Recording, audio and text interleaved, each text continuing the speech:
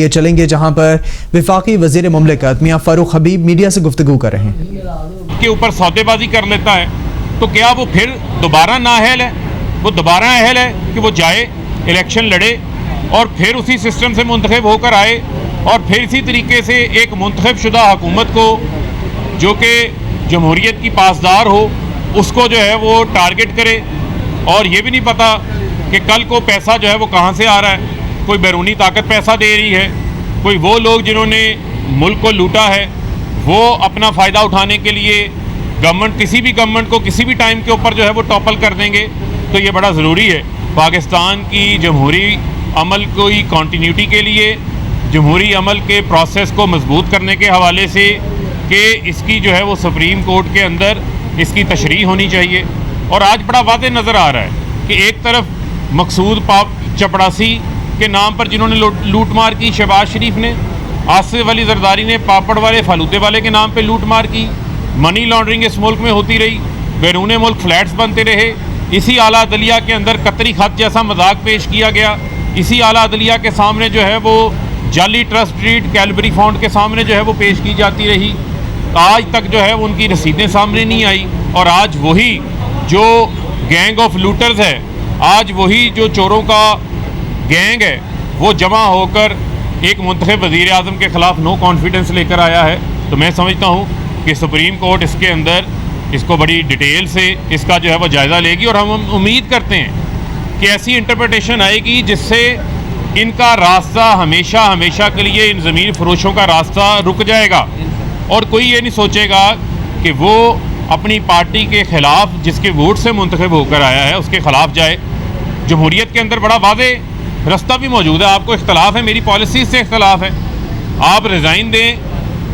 دے کر پارٹی کی سیٹس کو چھوڑ دیں، اس کے بعد جائیں ضمنی الیکشن لڑیں، جس جماعت سے لڑنا چاہتے ہیں آزاد لڑنا چاہتے ہیں، جس حیثیت میں لڑنا چاہتے ہیں لڑیں۔ اگر لوگ آپ کو منتخب کرتے ہیں آپ کے پاس ایک مورل اتھارٹی بھی موجود ہوگی، آپ کے پاس ایک قانونی اتھارٹی بھی موجود ہوگی، لیکن یہ نہیں ہونا چاہیے کہ 90 کی دہائی کی طرح چھانگا مانگا پروان چڑھے، سندھ ہاؤس کو نیلام گھر بنا دیا جائے۔ اس کے اوپر جو ہے وہ ہمیشہ کے لیے اب اس کا راستہ جو ہے وہ بند ہونا بڑا ضروری ہے۔ اور ماضی میں ہم نے 30 سیکنڈ میں جسر دے ماضی میں ہم نے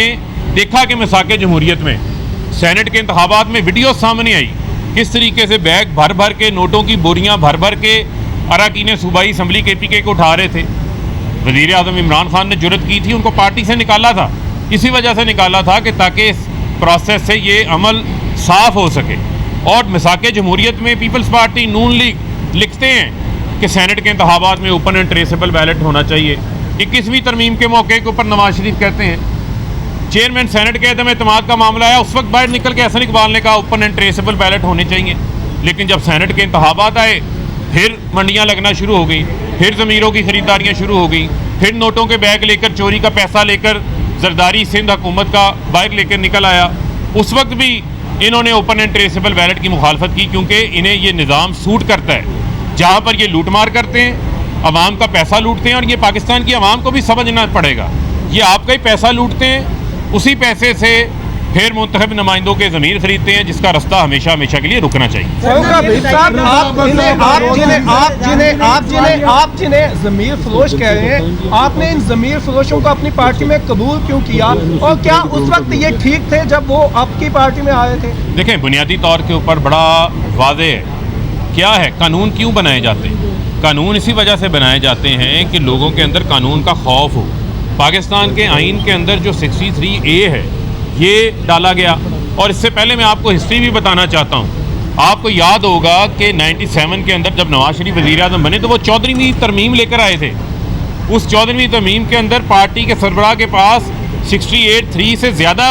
اختیارات موجود تھے۔ وہاں تو آپ کسی عام بل کے اندر بھی اختلاف نہیں کر سکتے تھے، یہاں تو پھر منی بل ہے، نو کانفیڈنس ہے، یہ چیزیں شامل ہیں۔ تو میں یہ سمجھتا ہوں کہ جب قانون سخت ہوگا تو کوئی بھی کسی پارٹی میں آئے گا وہ ڈیفیکٹ کرنے سے پہلے 100 بار جو ہے وہ سوچے گا۔ اور میں سمجھتا ہوں کہ پاکستان کی جمہوریت کے اندر آپ کے علم میں ہے کہ اس میں ابھی اس جمہوریت نے مزید اسٹرینتھن ہونا ہے،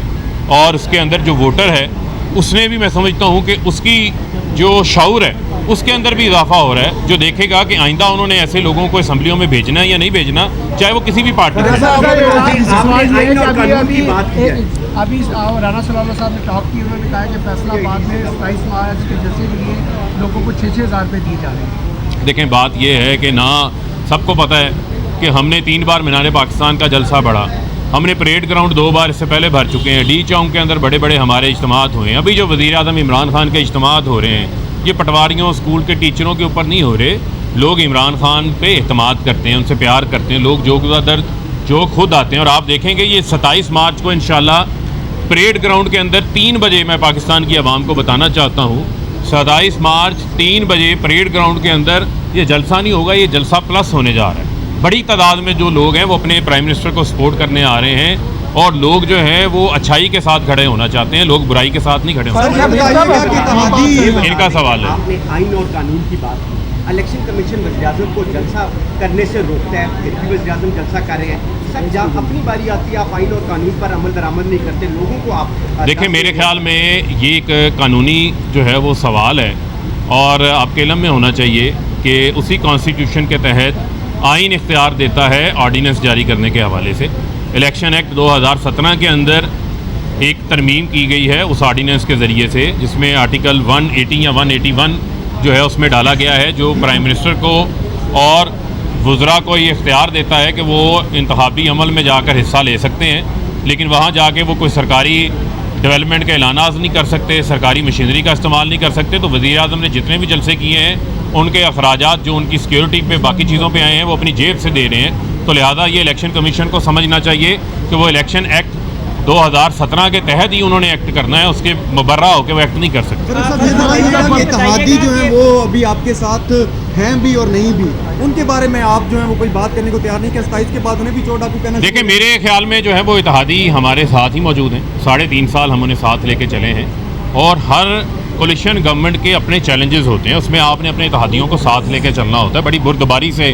ساتھ لے کے چلنا ہوتا ہے، اور میں سمجھتا ہوں کہ انشاءاللہ اتحادی جو ہیں وہ وزیر اعظم عمران خان کے ساتھ ہی کھڑے ہوں۔ آخری سوال وہ الزام لگاتی ہے کہ OIC میں بہت سے اسلامی ممالک کے جو وزیر خارجہ ہے انہوں نے شرکت نہیں کی۔ کون لگاتا ہے یہ الزام؟ اپوزیشن تحریک انصاف نے ہمارے مسلم ممالک کے جو رہنما ان کو ناراض کیا ہے۔ دیکھیں ان کو اصل میں پھر وہی بات ہے نا، جو لوگ یہ بیان دے دیتے ہیں کہ جناب ہم OIC نہیں ہونے دیں گے، ہم دھرنا دیں گے، ان کو ملکی مفاد کی فکر نہیں ہے، ذاتی مفاد کی فکر ہے۔ یہ دوسرا OIC کا اجلاس ہوا ہے، اور میں ان کو یہ کہنا چاہتا ہوں کہ اپنی سوچ کو چھوٹا نہ کریں، سوچ کو بڑا رکھیں۔ کل پاکستان کا ہی قد بڑا ہوا ہے، اور جو OIC کے وزراء خارجہ یہاں آئے تھے، جو ان کے ڈیلیگیٹس آئے تھے، انہوں نے پاکستان کے وزیر اعظم کی، پاکستان کی حکومت کی تعریف کی ہے اسلاموفوبیا کے خلاف لڑنے کے حوالے سے۔ تو جو ایسا کہتا ہے اسے شرم آنی چاہیے کہ وہ پاکستان کا اتنا بڑا اعزاز ہے کہ ہم نے 3 ماہ کے اندر دوسری وزراء خارجہ کی کانفرنس منعقد کرائی ہے، اور پوری امت مسلمہ جمع ہو رہی ہے، اور وزیر اعظم جو ہے ان کو جوڑنے میں ایک بانڈ کا کردار ادا کریں۔ بہت شکریہ۔